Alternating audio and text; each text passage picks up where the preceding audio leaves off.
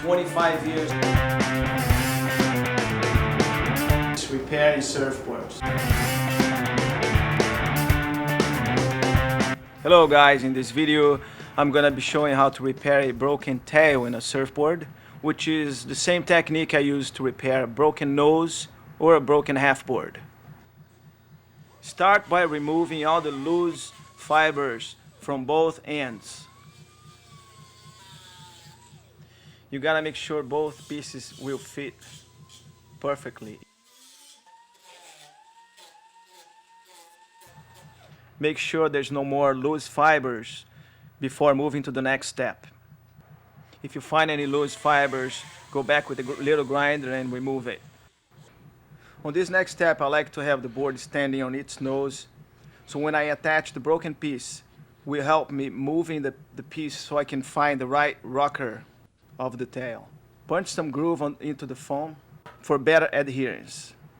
Make sure you cover the entire area with a filler, which is a mixture of resin and Q-cell. Don't worry about the excess, that's going to be squeezed off and removed. Attach the broken piece and squeeze down.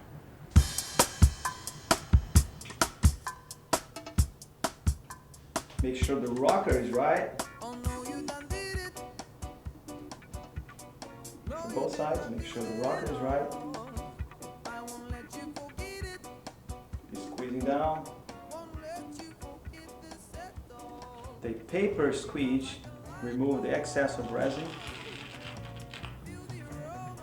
Look from different angles to double check if the rocker is correct. After the filler is dried, bring the board down for the next step. Now with a hard pad and a 40 grit sandpaper, we're going to prepare the whole area. When sanding around the openings of the repair, be very careful so the sanding pad won't catch the fibers, causing even more damage to your board and eventually destroying your sanding pad. Okay, now I'm done sanding the area we patched. Notice that the repair ends here, but I sanded about 4 inches, 3 to 4 inches wider than the area, okay? Place a piece of masking tape over the leash plug and also around the opening.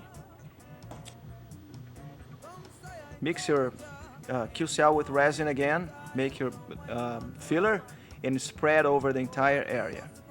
With a paper squeege, level up all the filler over the repair. Remove the tape and place a piece of cloth, either a 4 ounce or a 6 ounce, whatever you prefer, exactly on top of the opening. With laminating resin, we're going to laminate this piece of cloth over the repair.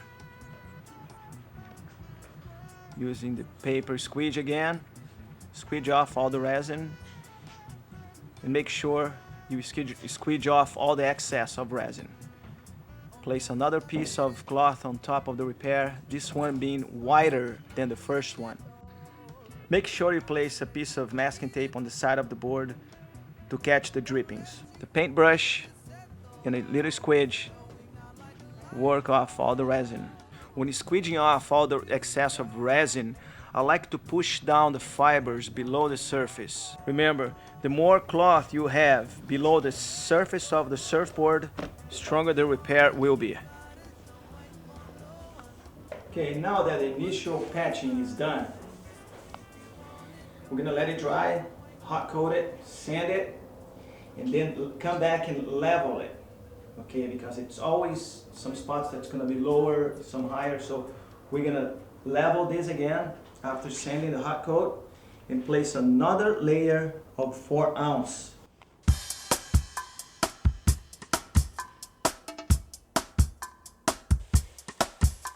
Oh no, you done did it.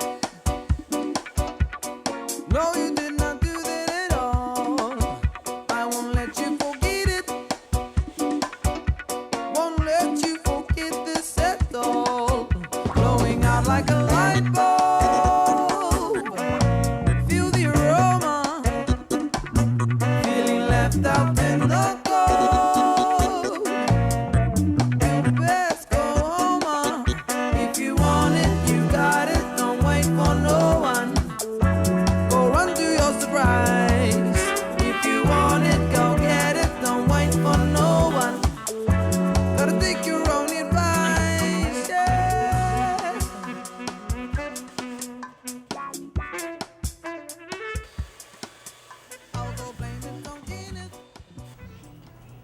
After all the repair is sanded, it's time to bring back the colors. Why don't you admit it? Been acting funny and we've known it all. It's blowing up in your face now, like an explosion. Someone's taking your place now.